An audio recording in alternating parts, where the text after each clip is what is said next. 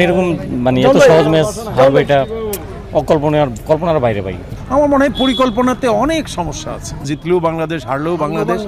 আপনি 17 বলে 13 রান করে তো আপনি T20 জিতবেন না। মিডল অর্ডারের অবস্থা খুবই খারাপ। কতটা খারাপ লাগতেছে স্যার? কথাই বলতে ভাই আজকে ভাই কথা বলতেছে না, সত্যি বলতে মানে মনে চাইতেছে না, বুঝছেন? এরকম মানে এত সহজ ম্যাচ হারবে এটা কল্পনার বাইরে ভাই, বুঝছেন? সবাই আসলে মন খারাপ, আপনার সাথে অনেক দর্শকই ছিল আসলে, তারপরে আসলে কেন হারলো মানে কি মনে হয় আপনার, কোন দিক থেকে? এটা সবাই জানে কেন হারছে ভাই, বুঝছেন? আর সবাই জানি তা কিছু বলার নেই, ভালো লাগে না, বুঝছেন? কতটা হতাশ আপনি, কতটা হতাশ? সুন্দরভাবে একটা পরিকল্পনা করে আগায় নিয়ে যাচ্ছে। আমাদের মুরব্বীদের মধ্যে এই জিনিসগুলোই অনেক অনেক সমস্যা আছে। আমার মনে হয় পরিকল্পনাতে অনেক সমস্যা আছে। কখন কি করতে হবে মানে আমার মনে হয় এই জিনিসগুলো অবশ্যই ভাবা উচিত, আরও ভালোভাবে ভাবা উচিত। আঙ্কেল, আগের ম্যাচে আপনি খুব আশাবাদী ছিলেন, আজকে আবার হারলেন, মানে কতটা খারাপ লাগতেছে? এখন কতটা খারাপ লাগছে, আমি 100% খারাপ লাগতেছে। জাকের শামীমের বহিষ্কার চাই, জাকের শামীমের ভাই তো আসলে খুব খারাপ লাগছে আর কি। সাব্বিরকে চাই।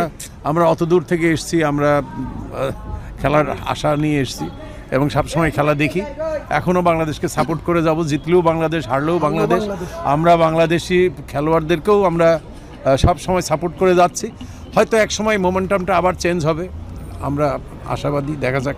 আঙ্কেল, আপনি তো অনেকদিন ধরেই খেলা দেখেন এবং ঢাকা থেকে এখানে এসেছেন, ঢাকাও খেলা দেখেছে, আসলে আপনার কি মনে হয় আসলে কোথায় আজকে হারলাম, কোথায় হেরে গেলাম?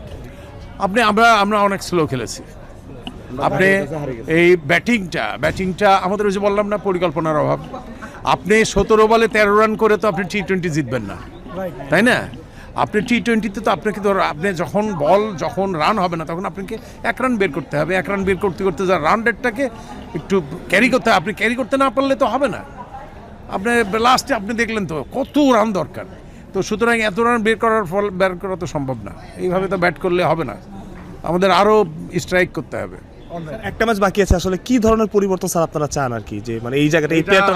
আর পরিবর্তনের কথা কি বলবো, কাকে বলবো বলেন আপনি?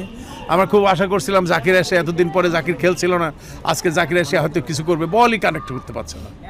শামীম একাধারে বোল্ড আউট হচ্ছে, তাহলে আমরা কাকে বলবো যে কাকে নেবে আর কাকে নিতে পারে? এখন আজকে সোহন খেলে নাই, হয়তো সোহন আসতে পারে। তারপরে আমাদের ইমন খেলে নাই, হয়তো ইমনকে ওপেনিংয়ে নিয়ে আসতে পারে। ইমনের হাতে মার আছে, তাই না? তো সুতরাং আর শেখ মাহাদি আসতে পারে। হয়তো আরলে কি হবে আমি জানি না, কি পরিবর্তন হবে। কারণ কই আমরা তো দেখছি না কেউ এসে একটা চেঞ্জ করে দিচ্ছে। হ্যাঁ, সেটা তো কেউ চেঞ্জ হচ্ছে না, দেখা যাক। হ্যাঁ, মনোবলটা বাড়াতে হবে তাদেরকে, আরও তারা জিততে পারে এই